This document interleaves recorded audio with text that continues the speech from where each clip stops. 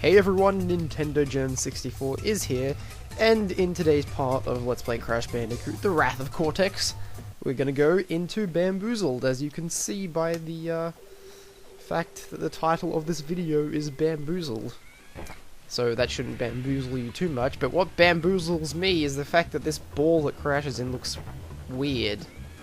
I have no idea why it looks like that, apart from the fact that it may be a graphical glitch on my end, because if you know Crash Bandicoot The Wrath of Cortex, then you know this, the ball that he rolls in this level doesn't actually look like, well, what it looks like here.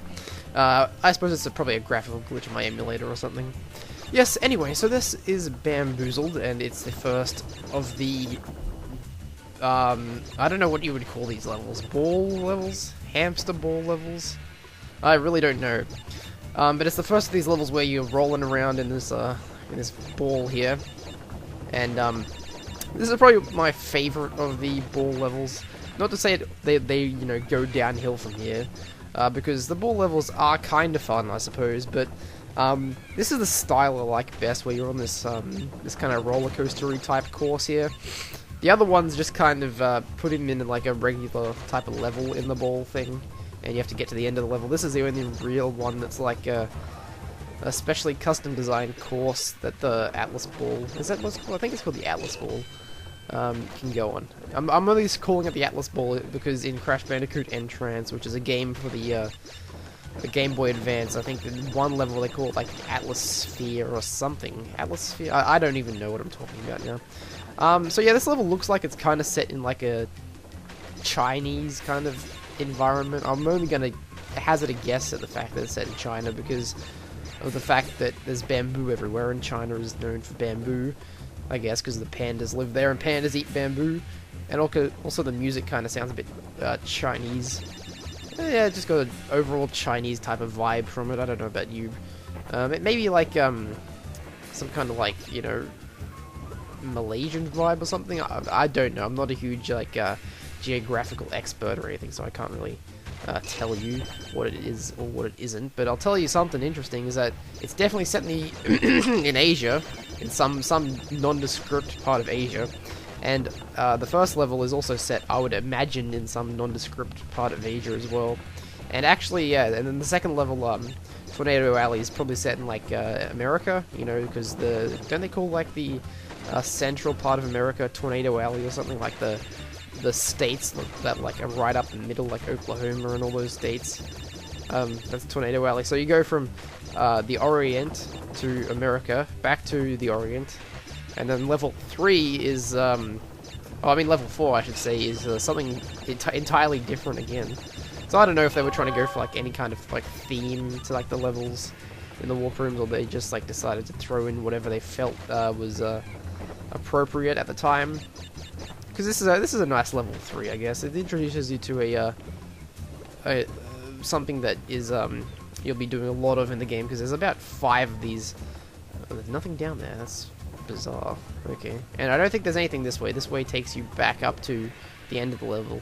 And wait, no, it doesn't. It takes you nowhere. There's oh wait, yes, it takes you to the end of the level. I could hear the end of the level walk thing. Yeah. So what was I gonna say? There's 5 of these levels.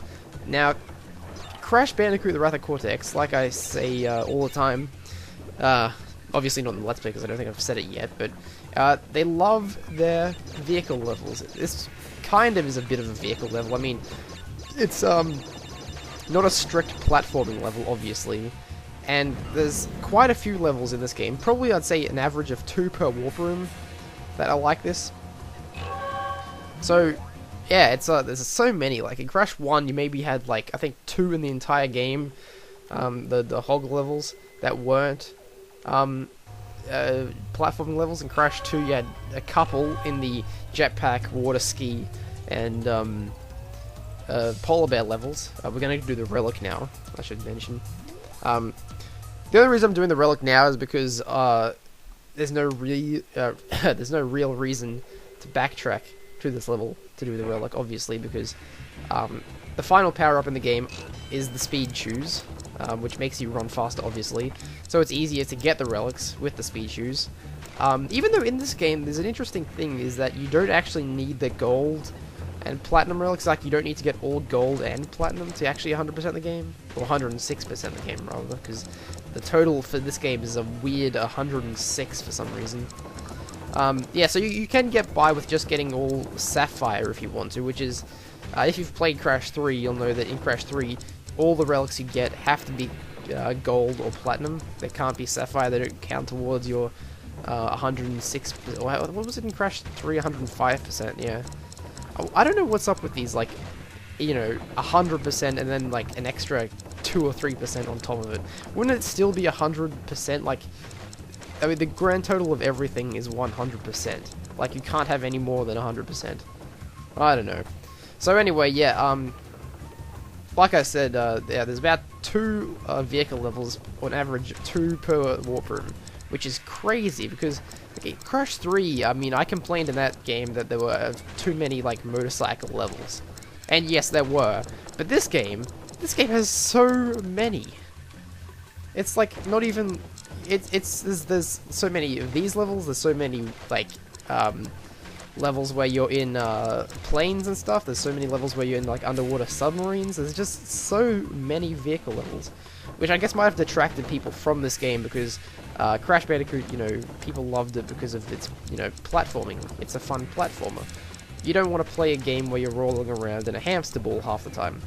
It's a bit too similar to that game Monkey Ball on the GameCube, which I don't think came out by this point. It wasn't Super Monkey Ball, you know. Yes, so 1 minute 15 for the Sapphire.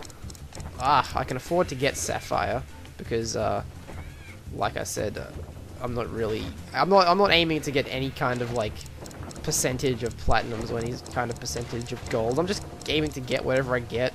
I'm not too fussy, and we got it with 56 seconds. Okay, let's put in AJC. Shout out to AJC out there. You all know who he is. Well, he knows who he is. Anyway, so yeah, that's Bamboozled, and we got, yeah, the gold is what, 35 seconds. That's very difficult to get the gold. I think they knew how hard it would be to get like the gold relic, so they just decided to make it easier to get the I mean, they just made it so you could get Sapphire and still 100% the game. Anyway, in the next part we're going to go into wizards and lizards. So I shall see you then. Farewell for now, but not forever. Goodbye.